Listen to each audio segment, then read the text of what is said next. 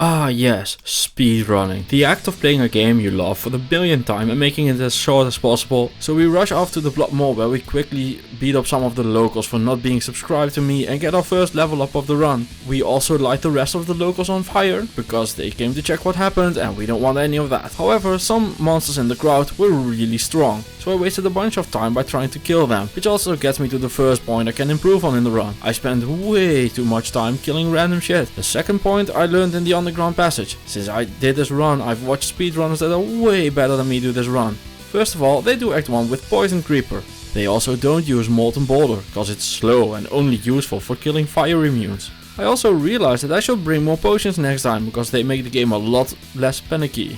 Potions are a lot like air, as long as you have them, there's nothing to worry about. When it's not there, you have a problem. After that fiasco of a cave, I make my way towards the counters, where I get the most insane drops ever and end up getting a leaf and a stealth in 2 runs, which apparently for the speedrun is 1 run too many. They do exactly one run, and hope to just get the runes or just get them naturally while running through the game, which just baffles me, it's so insane. Even after doing an extra run of the counters, I still felt on the level, but I got lucky and had a champions pack of Fallen in the jail to quickly level myself up. However, all of my speedy progress with the experience is negated again as I go full Willem Janszoon Blauw on the rest of the jail. But after the exploration of the borders of the earth, I do end up making it to Antariel, whom I quickly melt despite using the wrong skill. Act 2 is really the pain point of the run. I end up finding the Far Oasis and the Maggot Lair, but don't find a waypoint for either. So I would have to walk back from town or walk back up the Maggot Lair, both of which are obviously huge time losses. I decided to push on and hope to find a waypoint. Instead, it becomes an even bigger mess as I find the Lost City without a warp to be seen. I track through the Lost City and hit level 19, which allows me to make my leave. Gear wise, life is looking great. After finally finding the waypoint for the Lost City, I still have to choose. So I end up picking up what I claim to have in my pants first, which leaves me forced to walk back through the Dry Hills, a very big time loss, and I'm sure better speedrunners than me would have either found the waypoint or would have just reset the run at this point. And as I make it into the Dry Hills again, I find the waypoint. All of this could have been avoided if I had stuck to the wall in the other direction. So I pick up the rest of the pieces and head towards the Arcane Sanctuary, which I obviously first way. Well, god damn it. So after force weighing the Arcane Sanctuary, I make it to Duriel without too many problems. And try to fight him as quickly as possible, but end up dying. Had I mentioned that I'm doing this on softcore? I first started out trying it on hardcore, but that was a really dumb idea because I kept dying and dying and dying and dying some more.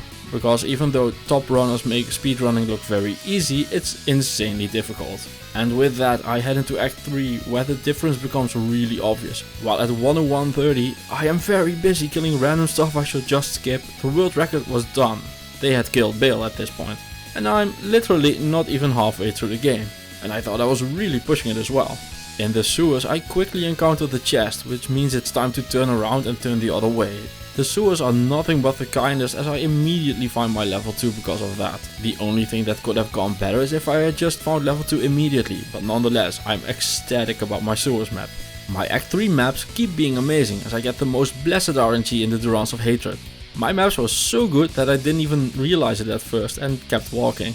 And after quickly getting slaughtered by Mephisto, I make it to Act 4, where I get stuck on something and die because of it. I for the life of me don't get what I got stuck on here. I don't mind making mistakes, but I don't get why my Druid just went and said, fuck it, I'm gonna die here. After using Molten Boulder on the fire immune in the Chaos Sanctuary, I head into the Diablo fight.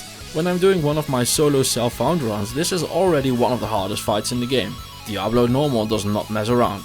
And usually I end up going back to town a few times and grabbing some heals. However, ain't nobody got time for that in a speedrun.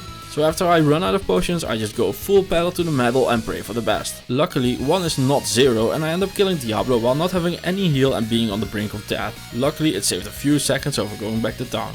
Because that's all that matters in the end. Act 5 is just time to go. I run past everything and try to get to the end. With the ancients barely being a threat, I quickly make it to the Throne of Destruction, where I start killing the waves. Because even though I know about wave skipping, I have absolutely no fucking idea on how to do it. I end up breaking the tracking on Lister and his friends by going back up a level and head towards the Bale fight.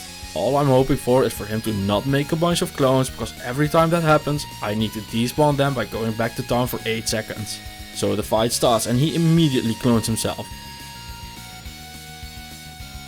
So after enough clones to film another episode of Star Wars, I finally end up finishing the run at 2 hours, 13 minutes and 17 seconds.